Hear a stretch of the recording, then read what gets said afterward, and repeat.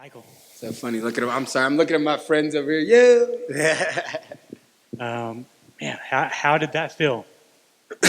Felt great. Honestly, I've been through a lot in my life.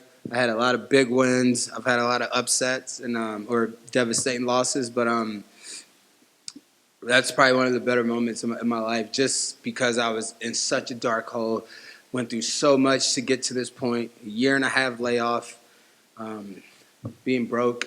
You know what I mean? Trying to figure out things, and it feels good, man. I've been really happy this week, and it showed. I had fun tonight or today.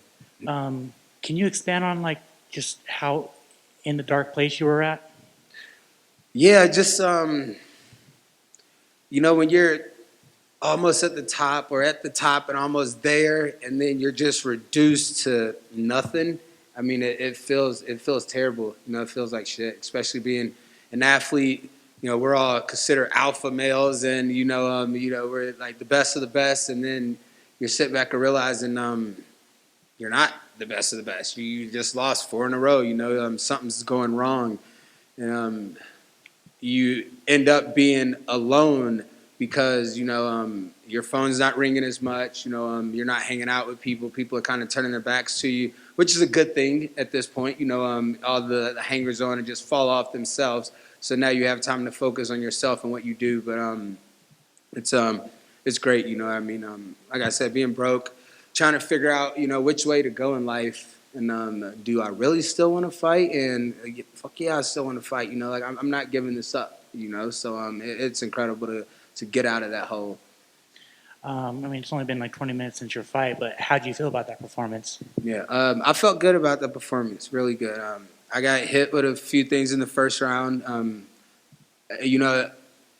didn't really want to dwell on his age and, him being 38 and, having a tough weight cut that I saw yesterday. And, he surprised me in the first round. He was a lot stronger than I expected, and he's game, So I definitely respect him in that. And, it was a good fight. It was a great fight for me. That first round, were you hurt? Nah. I wasn't hurt anywhere in it. My eyes might have rolled a little bit, off of something, but no, nothing hurt, nothing too serious. Just caught me off balance a little bit. But the main focus this week was to stay composed, take our time, and find our shots. The long layoff. I know you wanted to return a little bit earlier last year, but in hindsight, was it a good layoff? The beginning was terrible, the beginning part. But once I got healthy enough to finally train and to get back involved and get back with my team at Stanford and have those guys push me and be back with my original guys, it was great. So it was definitely well worth it. I had a lot of time to work. I got back with my my great strength and conditioning coach down there, and was up 6 o'clock in the morning, working out, putting in great work, and it shows. I know what I need to do now to continue to be successful.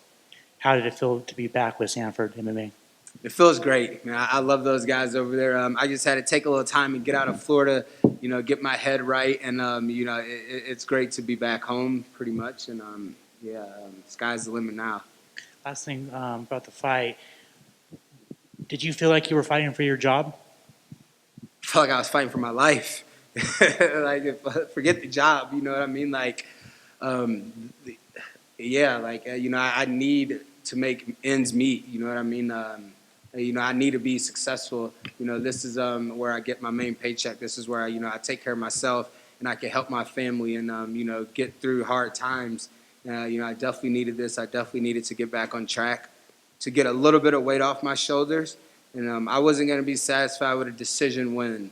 I needed to go out there and I needed to put a statement win on to show and prove to everybody in the UFC that, hey, I still got it. I'm not going anywhere. I'm 35 and I'm just getting better. You think you're a shoe-in for a performance of the night check? I hope. I need that 5-0. You know what I mean? I haven't been watching, but I haven't seen any knockouts or heard any loud screams. So I think we're looking good so far. Fine with me. Yeah. You said that you want to get on that International Fight Week fight card. Are there any names? I mean, you basically fought everybody in the UFC, so is there anyone that kind of Yeah, sticks out to you? I know who's left for me to fight. Do I need to fight one of these young guns coming up? That's got a lot of hype around them or something like that. No names. I just want to stay busy, stay focused, stay climbing, get to where Dustin Poirier is, and Justin Gaethje is. Get back to where the guys that I fought and won or fought and barely lost, where these guys are going. I need to get back up to their level to make myself feel comfortable and where I need to be. Congrats. Thank you. Michael over here on the side. That combination that dropped him, that looks pretty similar to the one that put Dustin Poirier away back in the day. Is that a combination you just drill, or is that just something you're just in there and you're just throwing and it connects? We drill it day in, day out. That's me and Henry, whose favorite combination. Like you said, it worked great with Dustin, and it's weird because I don't even remember the combination. That's how much we throw it. That's how much we drill it in practice. It's one of my best ones, and I throw 4 punches because if I miss the first 2, hopefully the last 2 are going to land, and it's going to work out for me. Well, mate, when you say about you want to get back to that level against those guys like Gaethje and stuff like that, do you look at names like Oliveira or Bisping, guys who had a rough patch and then they managed to get to the top in the end? Do you look at them for motivation, or do you find motivation in the gym? Like, as you're a guy, you're in that dark place, what actually do you look at and go, okay, this is what's going to get me back to where I need to be? Yeah, absolutely. I look at those guys. Bisping's a huge inspiration from him making that run, getting that title at the age he is. Oliveira is just, you don't even have to, ask it. Like, from what he did and where he came from and his rough patch in career, and it's crazy. But one guy I really look at is Glover and what he does at his age. He's a champion. He's one of the toughest guys in his division, and a great fighter at that age. If he can do it and continue to be successful, there's no reason I can't. Thanks, man. Michael, can you talk a little bit about that mentality? Just elaborate on it a little bit more when you're in that place. 3.5 years without getting your hand raised for a guy like you. Fuck, it's been that long? Yeah, Damn. that's a long time. So to stay focused and to keep your confidence in a sport where so much of it is mental. Can you talk more about that process, what it was like for you and what you did to get through that? Yeah, you said it, process. Get back to the process. Get back to enjoying yourself. And believing in myself. That's what I had to do. I had to take a step back and really realize and remember that, hey, I am this good. I can compete at the top level. I have championship mentality in me. I just need to get it back out and get back to the basics. I got overconfident a lot, and that's what was killing me in my last 4 fights. And I just got to stay humble, stay grounded, and just keep this train going. Long time in between fights, but not much time in there, right? So the winning is done beforehand, right? So it was an adjustment that you made in camp or before a camp or something mentally that just clicked for you this time differently, or what was it? Yeah, it was in camp. I just went back to having fun, not taking it too seriously, if that makes sense. I do my best when I'm having fun. I think we all do our best when we're having fun in our job. This is the happiest I've been during a fight week because I was away from it for so long, thinking, hey, man, am I ever going to get to fight? Like, God, it's so long. Like, come on. And now I finally get it and just happy to be in there and be performing. Thank you, man. Appreciate it. Thank you. So much of this sport is based upon confidence. You said you came in here feeling happy. If you're at that dark spot, when did it switch? When did it become that you were energized for this, that you felt confident that you could get back in there? Was it right when they gave you the fight, or was it at a point in camp where you're just like, I'm enjoying myself again, where you let go? At what point did you feel that the dark hole was behind you and that you were happy to be moving forward again? Yeah. Right when I was able to start back training, right when I was healthy enough. 3 surgeries back to back to back is tough. My ankle, my neck, my knee. I couldn't train or perform the way I wanted to. Now I can. Now I can perform at the highest level that I need to be at. Now I can train at the highest level that I need to be at. And getting this fight done, now I'm out of this dark hole. Now I can see the light, and now I can get back to being the best Michael Johnson I can be. A lot of times we see fighters like yourself after they've kind of came out of those dark holes. Were there others that helped pull you out of that?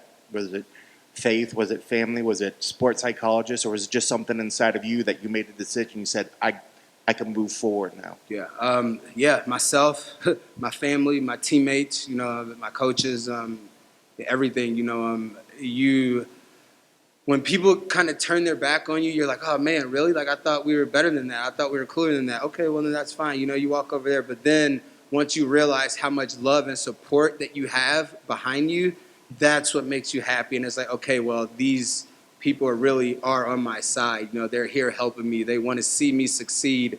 You don't want to let them down. You don't want to let yourself down. And, that helps you a lot. It pushes you in there more to not give up and sloppy takedown and to keep moving your feet and to listen to your corners because, we've been doing it for so long. And just like the last question or so, initially afterwards, you didn't want to talk to the post-fight in the cage. Was that part of just dealing with emotion, or is it part of like, did you almost feel like people didn't talk to you for a while when you weren't in the cage, that now you're like, oh, now you want to ask me questions because I'm winning? Was that what was initially sort of going on in that moment? Yeah, it's a little bit of that. I'm like, oh, like nobody wants to talk to me, so I don't want to talk to you guys now. It's like, you don't need to be like in my face happy for me now, because, we didn't have that. But that still is like a kind of like a bittersweet, like a salty type thing. I don't want to come off that way. It was more of, I feel that a lot of people are grabbing the mics and they're becoming clowns. Like they're making a circus out of the show. They're getting the mics and just running their mouths, not making any sense. And, I just don't want to fall down that line. I came in to do business. My performance speaks for itself. And, I don't need to speak as much as I need to. Everybody saw what I'm capable of, and I'm going to continue to do that. I'm certainly glad you got on the mic. You've always been a great, fun guy to listen to and watch. I guess final question for me. You did seem to have words for somebody outside the cage after you were going around. I couldn't quite tell if you were just like, your boy's back or something. I couldn't understand what you're saying, but what were you saying at that point, and who were you saying it to? Yeah, I was looking for the head guys in the UFC. I didn't see Mick out there. I didn't see Sean or Hunter. I don't know. I might have missed them, but I just want them to know that, I'm back. I'm not going anywhere. Those 4 fights are behind me. I'm 1-0 in my mind, and I'm going to continue to climb and do what I need to do to continue to be successful. I think a lot of people have overlooked me. A lot of people don't realize like what I've done in this sport, who I fought, who I've shared that cage with, and what they've done after I fought them. I mean, Tony Ferguson went on to win like 20 fights in a row after I beat him. Dustin Poirier went on to become a champion, a dominant champion after I knocked him out. And to see them succeed just makes me want to push harder. That's awesome. Well, I was glad to have you back, man. Thank you. Good to be back. Hey, Michael, just one follow up. You posted last year that you were dropping the Menace nickname. Why was that? Yeah, it was just because I wanted to, get back to myself and my roots. But I did bring it back, and they didn't say it. So I was like, oh, okay. I was about to tell Bruce, no, it's the Menace now. I'm back. You know what I mean? But I just let it go. And, we'll make sure to get it done the right time this next time. So it is Michael Menace Johnson. Yeah, it is Michael Menace Johnson until I retire, which might be 10 years. Who knows? Did you delete your Instagram at one point too? No, I got hacked. Yeah, I got hacked, man. They jumped into my account and they just went crazy with it. But, we got it back. What was the damage, or were they just acting a fool on it? Yeah, they were just sending off like Bitcoin and get rich quick schemes. And this guy just deposited this. And, some guy even wrote on my Instagram like, damn, you're not really like, you're that broke where you're falling for these links. And I'm like, yeah, motherfucker, it's tough. I thought I was going to get some money and I got set up, like he was really believable. Like, but no, we got it back. And, I don't need those links anymore. Did anyone fall for it? Did they think it was you and actually send money? Close. I did have somebody that said they were almost close to sending money to the guy. Yeah. So glad they didn't, man. But these assholes, get a job, why don't you? All right, perfect. Thank you, guys.